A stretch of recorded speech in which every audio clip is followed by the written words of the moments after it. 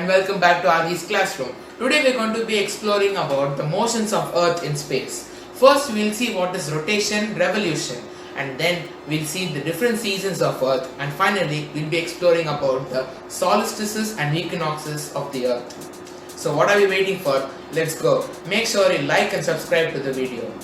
The Earth has two types of motions, rotation and revolution. The spinning motion of Earth around its axis is called rotation. The axis is an imaginary line which passes through the Earth. The axis joins the North Pole and the South Pole. The Earth's axis is inclined at an angle of 23.5 degrees towards the east on the line which is perpendicular to its orbital plane. And the Earth's axis is tilted at an angle of 66.5 degrees on its orbital plane. The Earth takes a day, that is 24 hours, to rotate once on its axis. This is known as an Earth day. The Earth rotates in anti-clockwise direction, that is from west to east. Rotation leads to days and nights. Due to the spherical shape of the Earth, only half of it gets light from the sun at a time. The portion facing the sun experiences day, while the other half away from the sun experiences night. The circle on the globe that divides the day from the night is known as the circle of illumination. Have you ever wondered what would happen if the Earth stopped rotating? If the Earth stopped rotating, there would be a part of the Earth that faced the sun and would always face day. So it will get continuous warmth and will be hot. And the other part would be in complete darkness and will face night and will be freezing cold.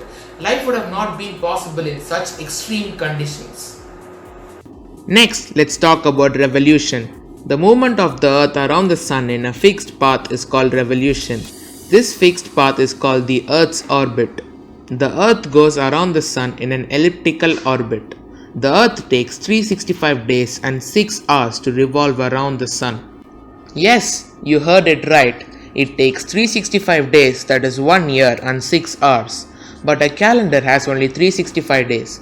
So what happens to the 6 hours? Do we leave it just like that? No. Then where do we add it? Yes, you guessed it right. Here comes the concept of the leap year. 6 hours saved every year are added to make one day, that is 24 hours, over a span of 4 years. This extra one day is added in the month of February in a leap year. Thus, every fourth year February has 29 days instead of 28 days. Such a year has 366 days. Revolution of the Earth and the inclination of Earth's axis in a fixed direction causes change of seasons. A year is usually divided into summer, winter, spring and autumn seasons. Solstices and equinoxes. The time or date at which the sun reaches its maximum and minimum position in the sky during noon is called solstice. A solstice happens twice a year, summer solstice and winter solstice. The day in the year when the duration of the night and day is same is called an equinox. An equinox happens twice a year. Summer solstice. The beginning of summer season is marked by the summer solstice. It occurs on June 21st. It is the longest day and the shortest night. When it is summer in the northern hemisphere, it will be winter in the southern hemisphere. During this time, the sun is directly over the Tropic of Cancer. Winter solstice. The beginning of winter season is marked by the winter solstice. It occurs on December 22nd. It is the longest night and the shortest day. When it is winter in the northern hemisphere, it will be summer in the southern hemisphere. During this time, the sun is directly over the Tropic of Capricorn.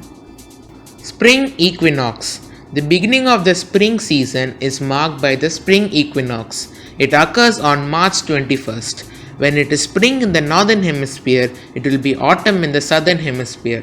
During this time, the sun is directly over the equator. Autumn equinox.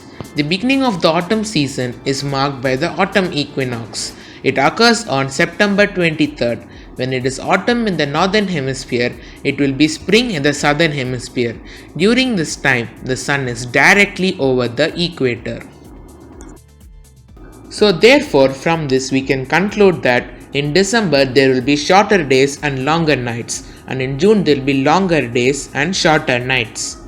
Thus, we can conclude that there are days and nights and changes in seasons because of rotation and revolution of the earth. With this, we come to the end of this amazing chapter. Hope you like this video. Do remember to like, share and subscribe to our channel, and also hit the notification bell so you'll be the first one to watch our videos. And also, don't forget to check our shorts which we post every day. Thank you. Have a nice day.